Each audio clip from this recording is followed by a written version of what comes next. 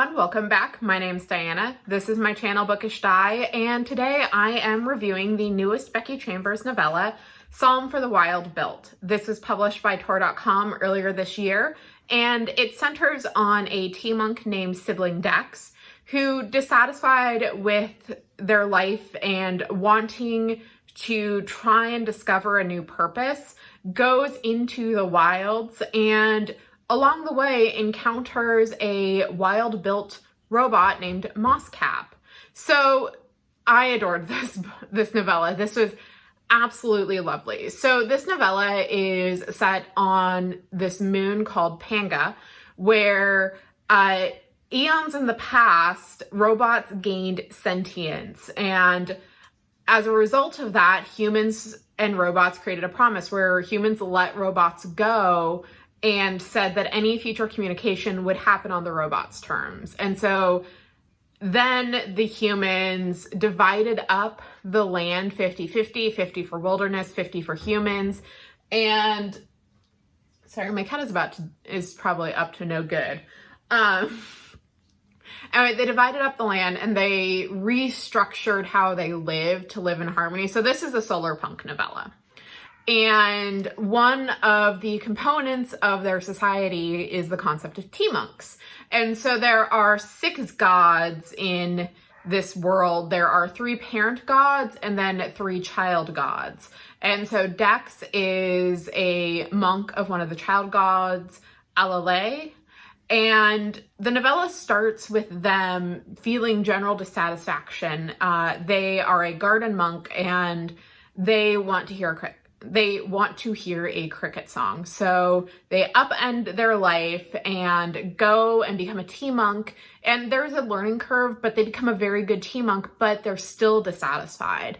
And Dex's dissatisfaction and trying to figure out what they want and try and distill what they're looking for out of life are one of the main drivers of this novella. And it, like I said, it's just very lovely. So one of the things that really worked for me with this novella was it really captured a sense that I know I've felt and I've known some other friends of mine have felt, that trying to find purpose and trying to discover what you want in life, and how even when you should be happy and even when you should be completely satisfied with what you have, there's still something lacking. And so that's, like I said earlier, one of the primary drivers of Dex's story is that by the time the novella really gets going, they've put so much of their life and so much of their concept of self into being a tea monk and into being a good tea monk, that they have trouble trying to figure out what they want. And so the cricket song becomes that motivating factor, because crickets were one of the animals that didn't readily bounce back after the division between humans and robots. And so they're trying to find that. The other main driver of this novella is the relationship between Mosscap and Dex. So these cats. So like I mentioned earlier, Mosscap is a wild-built robot. And so they go into the human world to ask the question, what is it that humans want? What is it that they need? And Dex doesn't think that they're the right person for that, because they can't figure out what they want. That is what they're trying to figure out. And so a lot of this novella is this philosophical discussion between Mosscap and Dex, and discussing, what does it mean to be sentient? What does it mean to have purpose or not have purpose? Should we be driven by our work? Should we be driven by other ideas or other concepts? And it was really fascinating. The world building in this book in this novella is also very, very interesting. We get more of the human world in this novella because Dex is our main point of view character. And so we see how humanity has adapted, and you have things like living cities that are designed to decompose after a time, and you can either rebuild or just let the entire building decompose and create something new.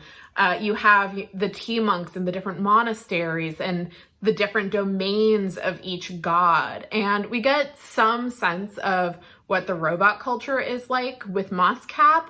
And so we learn, what does wild built mean? How do the robots interact with each other? What is their society like? And I'm so glad that we're getting more in this universe. There's going to be a second novella coming out, and I don't know when exactly that is, but this was just a really lovely little novella. It was, I think, probably my favorite. I still need to finish the Wayfarer series, but I really loved the world building. I loved the characters. I thought that Chambers did such an excellent job of creating this hopeful future, but also talking about just bringing into it human nature and the humans just trying to find purpose and trying to figure out, what is our place in all of this.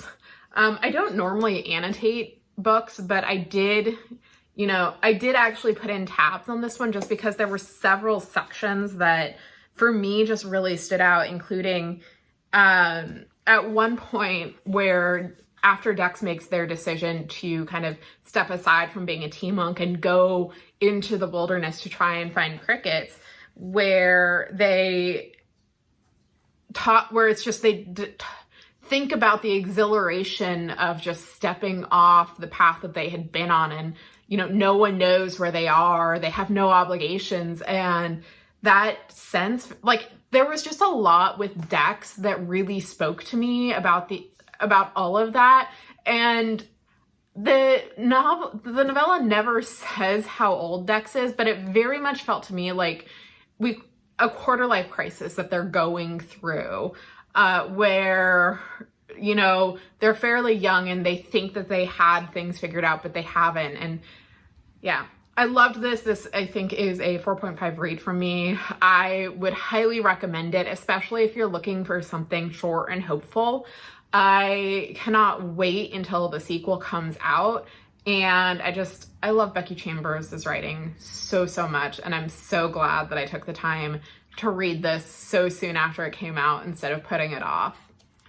So that is my review of Psalm for the Wild Built. Have you read this novella? Do you want to read this novella? Please let me know down below. I'd love to talk about this and see what others think about Dex and Moscap and the world that Chambers built here. If you like what you see, please like and subscribe. Thank you all so much, and I will talk with you later. Bye.